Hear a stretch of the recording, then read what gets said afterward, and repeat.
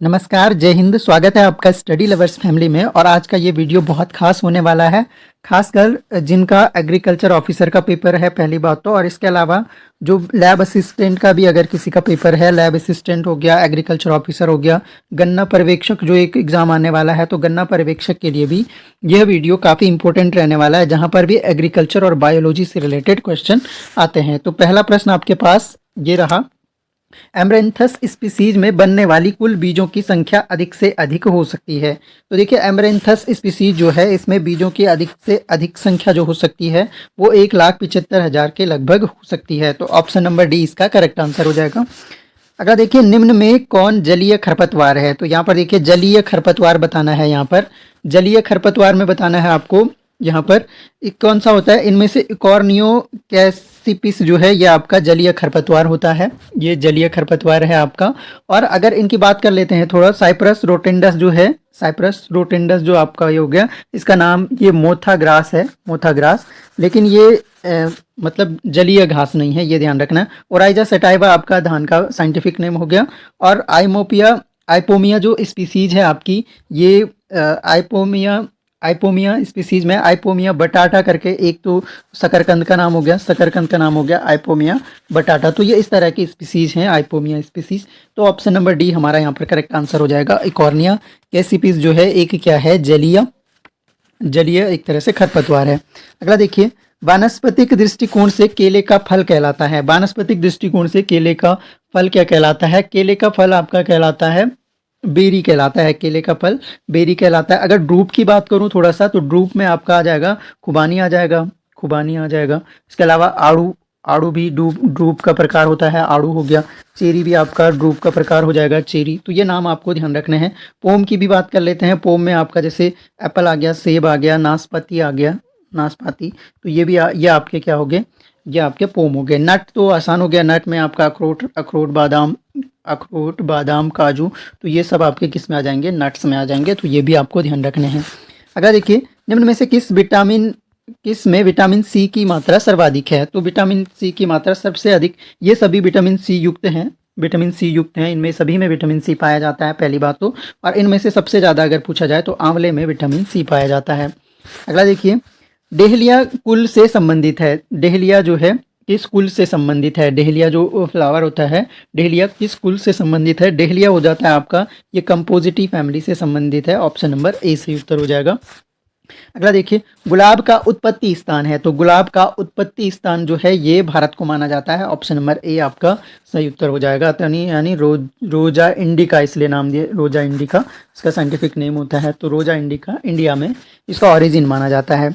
गेहूं में शाकनाशी 2,4-D का प्रयोग करते हैं बुआई के पश्चात। जो 2,4-D है ये किस तरह से खरपतवार नाशक है, और इसका प्रयोग जो है खरपतवार नाशक है ये। तो खरपतवार नाशक है और इसका प्रयोग जो है बुआई के पश्चात कितने दिनों में किया जाता है? तो लगभग 32 दिन के बाद किया जाता है। अगला देखिए, लवणीय मृदा में विद्युत चालकता होती है। लवणीय मृदा में जो विद्युत चालकता होती है आपकी वो होती है 4, इसका जो है डेसी सीमेंस पर मीटर। डेसी सीमेंस पर मीटर एक तरह से जो उच्च चालकता मापने के लिए हम क्या करते हैं, डेसी सीमेंस पर मीटर मात्रक का प्रयोग करते हैं। तो हाई वोल्टेज यानी उच्च चालकता जो होती है लवणीय मृदा की चालकता 4 डेसी सीमेंस पर मीटर से अधिक होती है। अगला देखिए, इस मृदा में सूखने पर ऊपरी सतह पर सफ़ेद चकते बनते हैं। कौन सी मृदा है जिसमें सूखने पर ऊपरी सतह पर सफ़ेद चकते बन जाते हैं? तो ये आपकी मृदा है आपकी जो लवणीय मृदा है, यानी जो सॉल्टी सॉइल है। तो सॉल्टी सॉइल है उसमें क्या हो जाता है आपका सूखने पर ऊपरी सतह पर सफ़ेद चकते बन जाते हैं। इनमें से किस फसल को सबसे ज़्यादा सिंचाई की संख्याओं की ज़रूरत करती है, यानी नंबर्स में अधिक बार सिंचाई कौन सी फसल की करनी पड़ती है? तो सबसे अधिक बार जो है वो गेहूं को सिंचाई की आवश्यकता पड़ती है। नंबर्स में बोल रहे हैं, वाटर में नहीं। जबकि ज़्यादा सिंचाई की आवश्यकता तो धान को ज़्यादा पानी की आवश्यकता होती है, लेकिन गेहूँ को नंबर्स में ज़्यादा संख्या में सिंचाई की आवश्यकता होती है। अगर देखिए, धान में खैरा रोग किसकी कमी से होता है? देखिए, खैरा रोग जो है आपका ये जिंक की कमी से होता है। ये क्वेश्चन कई बार पूछा जाता है अधिकतर एग्जाम्स में कि धान में जो खैरा रोग होता है वो किस एक तरह से किस धातु की वजह से होता है? तो जिंक की वजह से होता है।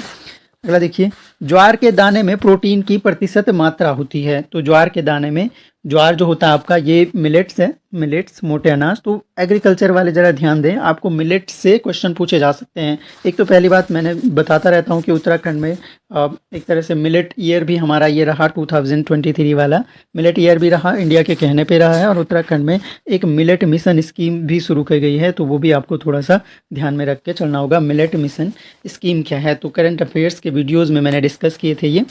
चलिए आगे बढ़ते हैं। सिंचित परिस्थितियों में जौ की फसल के लिए बीज दर है, सिंचित परिस्थितियों में बताना है जौ की फसल के लिए बीज दर जो होती है वो 100 किलोग्राम प्रति हेक्टेयर होती है। प्रति हेक्टेयर में 100 किलोग्राम बीज दर किसके लिए, जौ के लिए।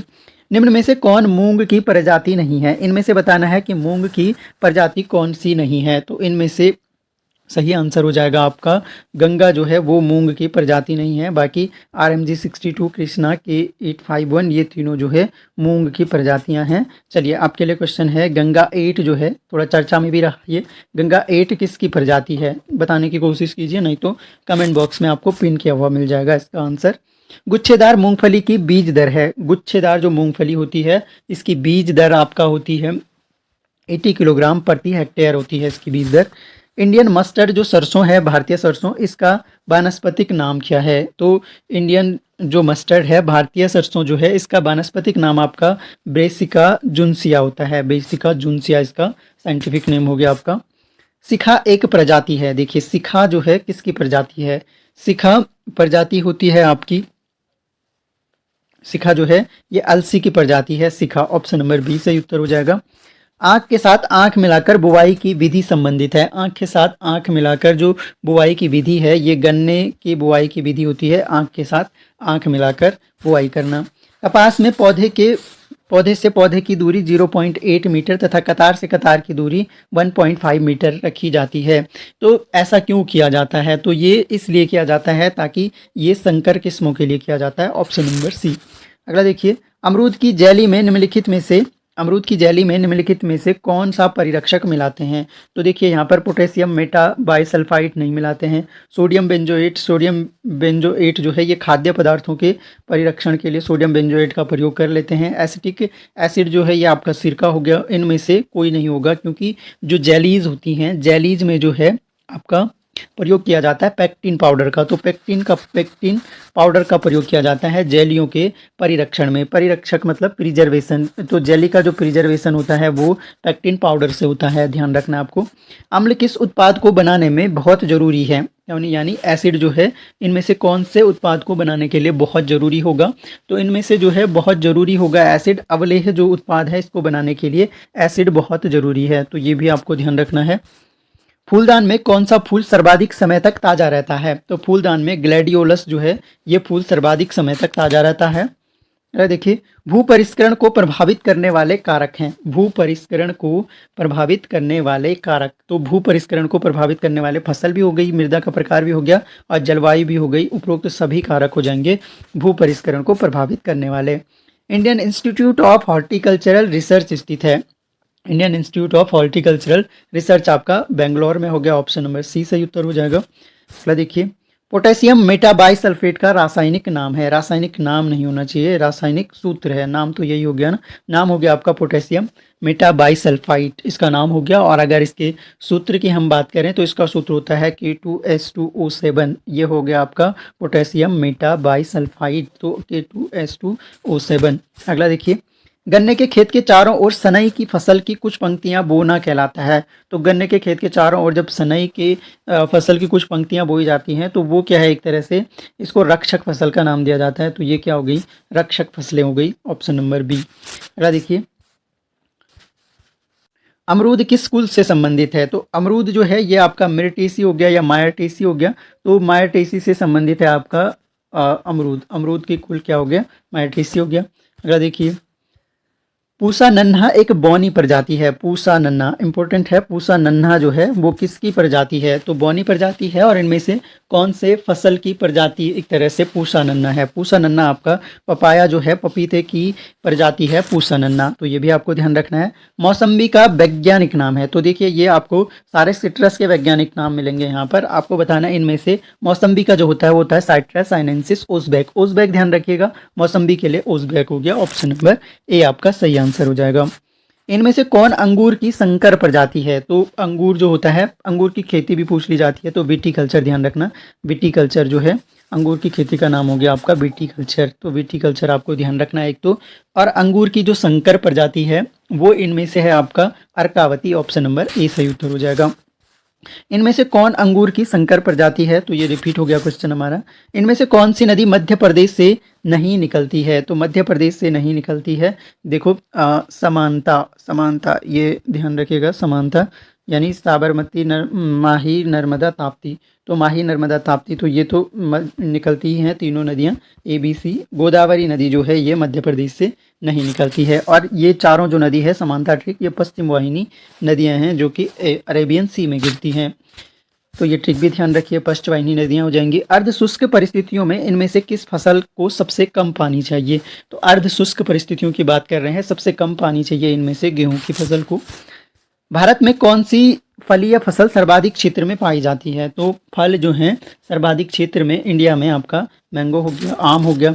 आम जो है भारत का राष्ट्रीय फल भी इसी वजह से है, राष्ट्रीय फल अगर पूछा लिया जाए आपको तो वो भी आपका मैंगो हो गया, ये भी आप ध्यान रखिएगा। साइंटिफिक नेम भी पूछ ले तो आपका मेंजीफेरा इंडिका हो गया, ये भी ध्यान रखिए, मेंजीफेरा इंडिका। अगला देखिए, भारत में इनमें से किस फसल की पैदावार सर्वाधिक है? तो सबसे ज़्यादा इन फसलों में अगर बात की जाए तो भारत में फसल की पैदावार है आपकी, धान की पैदावार सबसे ज़्यादा होती है, और आइजस सैटाइवा जो हम इसका साइंटिफिक नेम अगर बोलें।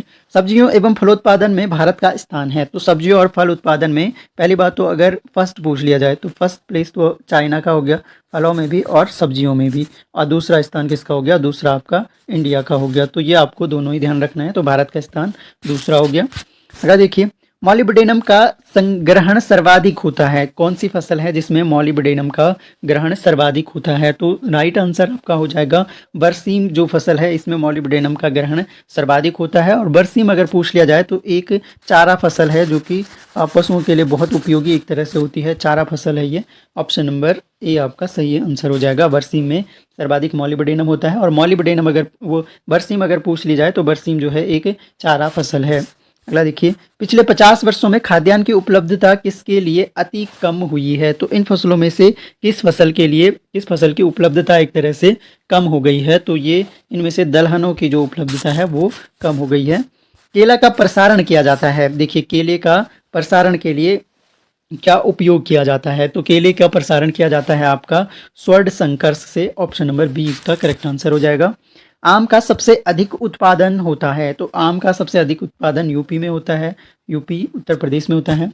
अगला देखिए, निम्न में से कौन सा फल सबसे अधिक विटामिन ए रखता है? सबसे अधिक विटामिन ए, देखो फलों के नाम भी चुन चुन के दिए हैं, तो इनमें से सबसे ज़्यादा विटामिन ए जो है वो मैंगो में होता है, सबसे ज़्यादा विटामिन ए। बाकी गाजर वगैरह हो गए, ये विटामिन ए के अच्छे स्रोत होते हैं। अगला देखिए, निम्न में से कौन मिर्च की प्रजाति नहीं है? तो मिर्च की प्रजाति नहीं है इनमें से, तो यहाँ पर ये देखिए आप, इनमें से अगर मिर्च की प्रजाति की बात की जाए तो भाग्य लक्ष्मी मिर्च की प्रजाति है, आंध्र ज्योति भी है, किंग ऑफ नॉर्थ भी, ये तीनों जो है मिर्च की प्रजातियां हैं, तो ये ध्यान रखिए आपका। तो इनमें से पूषा भैरव जो है ये मिर्च की प्रजाति नहीं है।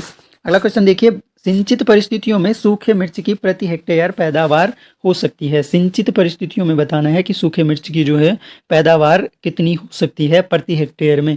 सही आंसर आपका हो जाएगा 2000 किलोग्राम तक जो है 1 हेक्टेयर में सूखी मिर्च की पैदावार हो सकती है अगर सिंचित परिस्थितियां मिले। अगला देखिए, हाइट आइसिलिस एक प्रजाति है, हाइट आइसिलिस इंपॉर्टेंट है, हाइट आइसिलिस जो है ये किसकी प्रजाति है? तो हाइट आइसिलिस आपकी प्रजाति होती है मूली की, तो ये मूली की प्रजाति है, ऑप्शन नंबर सी आपका सही उत्तर हो जाएगा। अगला देखिए, प्याज किस कुल से संबंधित है? तो ये अमेरिलिडेसी, अमेरिलिडेसी का वो होता है, पादप होता है, प्याज लहसुन दोनों एक ही फैमिली से।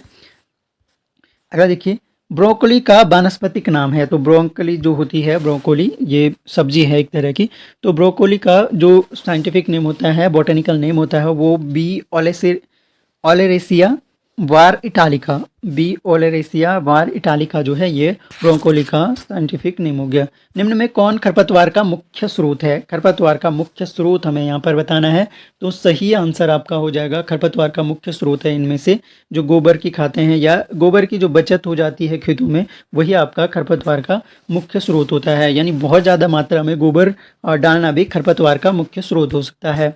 अगला देखिए, मूंग को इनमें से किस जैव उर्वरक से उपचारित करते हैं? तो मूंग जो है आपकी मूंग को उपचारित किया जाता है आपका राइजोबियम से। राइजोबियम काम क्या करता है? ये नाइट्रोजन फिक्सेशन का काम करता है। तो ये नाइट्रोजन फिक्सेसर एक तरह का बैक्टीरिया है राइजोबियम, तो इससे उपचारित किया जाता है मूंग को जैव उर्वरक में। अगला देखिए, नील हरित शैवाल से किस फसल को फायदा होता है? तो ब्लू ग्रीन एल्गी जो है ये धान की फसल के लिए बहुत लाभदायक होते हैं। ऑप्शन नंबर डी हो जाएगा। अगला देखिए, इनमें से कौन फॉस्फेट घोलक बैक्टीरिया है? फॉस्फेट घोलक बैक्टीरिया अगर पूछ लिया जाए तो एस्परजिलस अबामोरी जो है आपका फॉस्फेट घोलक बैक्टीरिया है। अगला देखिए, फसल की जल मांग को प्रभावित करते हैं। तो मृदा भी जल मांग को मृदा का प्रकार भी प्रभावित करेगा। फसल का नेचर कैसा है, वो कितना वाटर कंज्यूम करती है ये भी, और उसका क्लाइमेट कैसा है ये भी जल मांग को प्रभावित करेगी। तो ये सभी जो हैं किसी भी फसल की जल मांग को प्रभावित करने वाले हैं। तो वाटर डिमांड को अफेक्ट करने वाले ये तीनों ही तत्व हो गए। तो ये हमने टॉप 50 MCQ डिस्कस किए। आपके पूरे टॉप 50 MCQ हमने डिस्कस किए जो कि एग्रीकल्चर से रिलेटेड हैं, और जिस भी एग्जाम में एग्रीकल्चर से रिलेटेड क्वेश्चन पूछे जाते हैं वहाँ पर आने की पूरी संभावनाएं हैं। तो आई होप आपको यह वीडियो हेल्पफुल लगा होगा, और ये क्वेश्चन देख के आप आसपास के जो भी क्वेश्चन बन सकते हैं थोड़ा प्रैक्टिस कर सकते हैं। तो मिलेंगे हम नेक्स्ट वीडियो में, तब तक के लिए जय हिंद।